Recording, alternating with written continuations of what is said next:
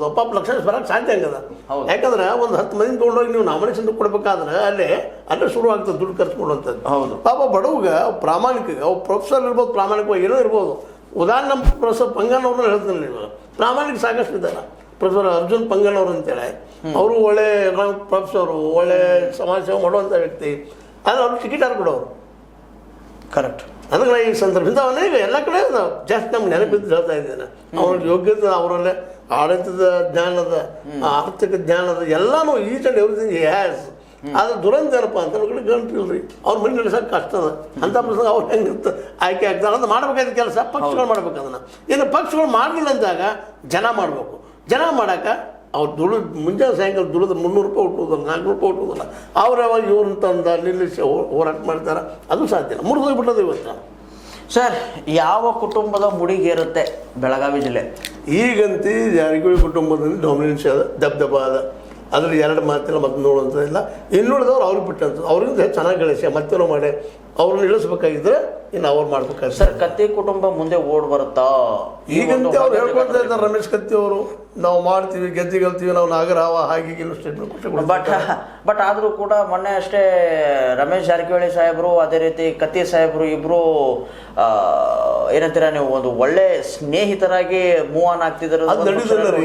ಯಾಕಂದ್ರೆ ಅವ್ರು ನೋಡ್ರಿ, ಇಲ್ಲಿ ಎಲ್ಲ ರಾಜಕಾರಣಿಗಳು ಹೇಳ್ತಾ ಇದ್ರು, ಒಬ್ಬಂದಲ್ಲ, ಎಲ್ಲ ರಾಜಕಾರಣಿಗಳು ತಮ್ಮ ಕುಟುಂಬಗಳು ಉಳಿಸ್ಕೋಬೇಕು. ವೈಯಕ್ತಿಕ ದ್ವೇಷ ಯಾಕಪ್ಪ? ಜನರ ಸಲುವಾಗಿ ನಾವು ದುಡಿಯೋರು ಜನರ ನಾಯಕ ವೈಯಕ್ತಿಕ ದ್ವೇಷ ಮಾಡ್ಕೋಬೇಕಾಗ್ಯದ. ದ್ವೇಷ ಅಲ್ಲ, ನಾವು ಪ್ರೀತಿಯಿಂದ ರಾಜಕೀಯ ಮಾಡ್ತೀವಿ ಅಂತ ಹೇಳ್ತಾ ಇದ್ದಾರೆ. ಅದನ್ನು ನೀವು ಹಾವು ಸಾಯಬಾರದು, ಕೋಲು ಮುರಿಬಾರದು, ಈ ಪಾಲಿಸಿ ಇಲ್ಲದ. ಅದಕ್ಕೆ ಕತ್ತಿಯವರು ಅಷ್ಟೇ ಜವಾಬ್ದಾರರಿದ್ದಾರೆ, ಜೊಲ್ಲೆ ಅವರನ್ನು ಸೋಲಿಸಿದ ನಮ್ಮ ಪ್ರಿಯಾಂಕಾ ಜಾರಕಿಹೊಳಿ ಅವರು. ನಂತರದಲ್ಲಿ ಏನಾದರೂ ಒಂದು DCC ಬ್ಯಾಂಕ್ ಅಧ್ಯಕ್ಷ ಸಲುವಾಗಿ ಜೊಲ್ಲೆ ಅವರು ಕಾಂಪ್ರಮೈಸ್ ಆದರು. ಇವರು ಕಾಂಪ್ರಮೈಸ್ ಆದ್ರ ಜೊತೆಗೆ, ಯಾಕಂದ್ರೆ ಪೂರ್ಣದಲ್ಲಿ ಯಾರು ಸೋಲ್ಸೋಕ್ಕೆ ಸಾಧ್ಯ ಇಲ್ಲ, ಗೆಲ್ಲಕ್ಕೆ ಸಾಧ್ಯ ಇಲ್ಲ. ಅವ್ರಿಗೆ ಅಂಡರ್ಸ್ಟ್ಯಾಂಡ್ ಮಾಡ್ಕೊಂಡಿದ್ದಾರೆ. ಅಂದರೆ they have the understood that we cannot defeat anybody. Correct. Sir, ಬೆಳಗಾವಿಯಲ್ಲಿ ಪಕ್ಷಗಳು ಲೆಕ್ಕಕ್ಕಿಲ್ವಾ? ಇಲ್ಲ, ಅದೇನು ಪ್ರಶ್ನೆ ಮಾಡುವಂಥದ್ದೇನಿಲ್ಲ, ಲೆಕ್ಕಕ್ಕಿಲ್ಲ. ಇಲ್ಲೇನಿದ್ರು ಕುಟುಂಬ ರಾಜಕಾರಣ ಅವ್ರದ್ದು ನಡೆಯುವಂಥದ್ದು. ಮುಂದೆ ನೋಡ್ಬೇಕಿಲ್ಲ, ರಾಷ್ಟ್ರೀಯ ಪಕ್ಷದ ಡಿಸಿಷನ್ ತೊಗೊಳ್ಬೇಕು. ಅದಕ್ಕೆ ಅವರು ಮಾಡಿದ ಈಗಿನ ಪರಿಸ್ಥಿತಿ ನೋಡಿ ರಾಷ್ಟ್ರೀಯ ಪಕ್ಷಗಳದು ಅವ್ರಿಗೂ ಅಸಾಧ್ಯ ಅಂತ ಅನ್ನಿಸ್ತದೆ. ಯಾಕಂದ್ರೆ ಎಲ್ಲ ರಾಷ್ಟ್ರೀಯ ಪಕ್ಷಗಳು, ರಾಜ್ಯದ ಪಕ್ಷಗಳು, ಪ್ರಾದೇಶಿಕ ಪಕ್ಷಗಳು ಎಲ್ಲರೂ ಇವತ್ತು ಪಾರ್ಟಿ ಫಂಡ್ ಮೇಲೆ ಡಿಪೆಂಡ್ ಅದಾರ. ಯಾರು ಗೆಲ್ಸ್ಕೊಂಡ್ ಬರ್ತಾರೆ, ದುಡ್ಡು ಹಾಕಂಗಿಲ್ಲ, ಅವ್ರು ಏನು ಕೊಡಂಗಿಲ್ಲ, ನೀವು ಗೆಲ್ಸ್ಕೊಂಬರ್ರಿ ಅಂತ ಹೇಳುವಂಥ ಜನರ ಕೈಯಾಗ ಇಡೀ ದೇಶದ ವ್ಯವಸ್ಥೆನ ಕೊಡ್ತಾ ಇದ್ದಾರೆ.